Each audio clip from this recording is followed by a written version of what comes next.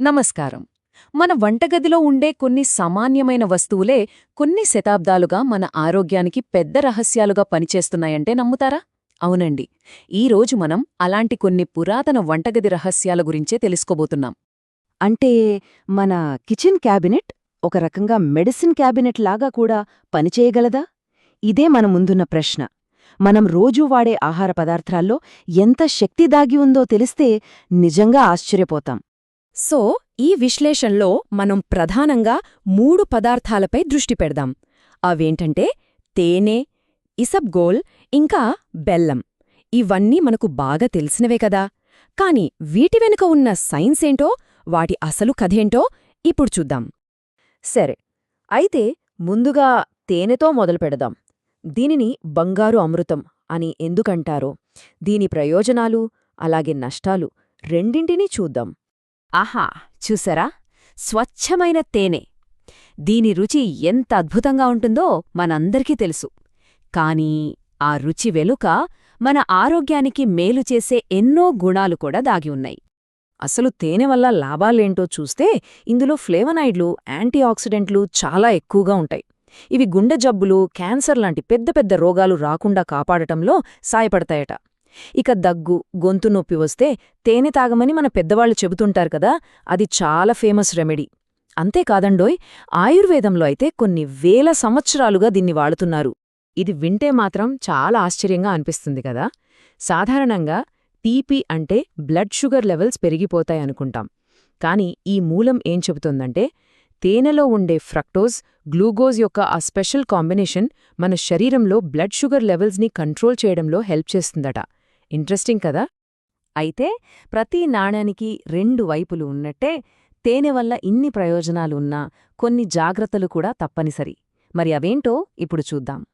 ఇక్కడ చాలా ముఖ్యంగా గుర్తుంచుకోవలసిన విషయమేంటంటే, తేనెను చిన్నపిల్లలకు, ముఖ్యంగా పసిపిల్లలకు అస్సలు ఇవ్వకూడదు. అలాగే డయాబెటీస్ ఉన్నవాళ్లు దీన్ని వాడాలనుకుంటే ఖచ్చితంగా డాక్టర్ సలహా తీసుకోవాలి. ఎందుకంటే ఎంతైనా ఇది కూడా తీపే కాబట్టి మరీ ఎక్కువగా తీసుకుంటే బ్లడ్ షుగర్ లెవెల్స్ పెరిగిపోతాయి. అంతేకాదు, కడుపులో తిప్పడం, ఉబ్బరం లాంటి సమస్యలు కూడా వచ్చే అవకాశముంది. సరే, ఇక తేనె సంగతి పక్కన పెడితే మన రెండో పదార్థం ఇసబ్గోల్ గురించి మాట్లాడుకుందాం. దీన్నే సైలియం హస్క్ అని కూడా అంటారు. ఇదొక రకంగా చెప్పాలంటే ఒక ఫైబర్ పవర్ హౌస్ అనమాట. ఇదే ఇసబ్గోల్. చూడ్డానికి పొట్టులా ఉంటుంది కదా. ప్లాంటాగో ఓవాటా అనే మొక్క గింజలపై పొట్టునుంచి దీన్ని తయారుచేస్తారు. ముఖ్యంగా జీర్ణ సంబంధిత సమస్యలకు దీన్ని బాగా వాడతారు. దీని ప్రయోజనాల జాబితా చూస్తే చాలా పెద్దదే ఉంది. ఇది బ్లడ్లోకి గ్లూకోజ్ నెమ్మదిగా వెళ్లేలా చేసి డయాబెటీస్ను కంట్రోల్లో ఉంచడానికి హెల్ప్ చేస్తుంది. ఇందులో ఫైబర్ చాలా ఎక్కువ కాబట్టి మలబద్ధకం సమస్యను తగ్గిస్తుంది. కానీ అసలు ఆశ్చర్యమేంటంటే, ఇదే ఇసబ్గోల్ను పెరుగుతో కలిపి తీసుకుంటే విరేచనాలను కూడా కంట్రోల్ చేస్తుందట. ఒకే మందు 2 వేరువేరు సమస్యలకు. చూసారా? ఇక్కడే ఉంది అసలు మ్యాజిక్. ఒకే పదార్థాన్ని 2 పూర్తి భిన్నమైన సమస్యలకు ఎలా వాడచ్చో చూడండి. మలబద్ధకం సమస్య ఉంటే గోరువెచ్చని పాలతో తీసుకోవాలి. అదే విరేచనాలవుతుంటే పెరుగుతో కలిపి తీసుకోవాలి. అంటే మనం దేంతో కలిపి తీసుకుంటున్నామనే దాన్ని బట్టి దాని పనితీరు పూర్తిగా మారిపోతుందన్నమాట. ఇదంతా బాగానే ఉంది కాని ఇసబ్గోల్ వాడే ముందు మనం కొన్ని చాలా ముఖ్యమైన విషయాలను దృష్టిలో పెట్టుకోవాలి. అవేంటంటే, ఇక్కడ మనం అందరం తప్పక గమనించాల్సిన పాయింట్ ఒకటుంది. ఇసబ్గోల్ మనం వాడే కొన్ని మందుల పనితీరును అడ్డుకోగలదు. అంటే మందులు శరీరంలోకి సరిగ్గా అబ్జార్బ్ అవ్వకుండా చేస్తుంది. అందుకే వేరే ఏవైనా మందులు వాడుతుంటే ఇసబ్గోల్ తీసుకునే ముందుగాని తరువాతగాని కనీసం 2 గంటల గ్యాప్ ఇవ్వడం చాలా ముఖ్యం. అంతేకాదు, ఇది ఆకలిని, బీపీని కూడా తగ్గించే అవకాశముంది. సరే, ఇక మన మూడో చివరి పదార్థం బెల్లం. బెల్లం అంటే తెల్ల చక్కెరకి బదులుగా వాడే ఒక హెల్దీ ఆప్షన్ అనుకుంటాం. కాని ఇది కేవలం ఒక స్వీటనరేనా, లేక అంతకు మించి ఏమైనా ఉందా? తెలుసుకుందాం రండి. ఆహా!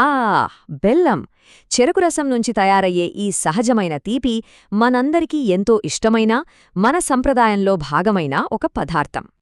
బెల్లం కేవలం రుచికి మాత్రమే కాదు, ఇందులో ఐరన్ లాంటి మినరల్స్ చాలా ఎక్కువగా ఉంటాయి. అందుకే రక్తహీనత రాకుండా కాపాడుతుంది, జీర్ణశక్తిని పెంచుతుంది.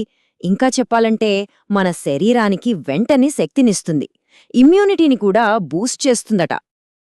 అయితే బెల్లాన్ని వైట్ షుగర్ కంటే చాలా బెటర్ అనుకుంటాం కదా, కానీ దీన్ని వాడేటప్పుడు కూడా మనం కొన్ని విషయాలు గుర్తుపెట్టుకోవాలి. మనం మర్చిపోకూడన్న విషయమేంటంటే, బెల్లం కూడా ఒక రకమైన చక్కెర.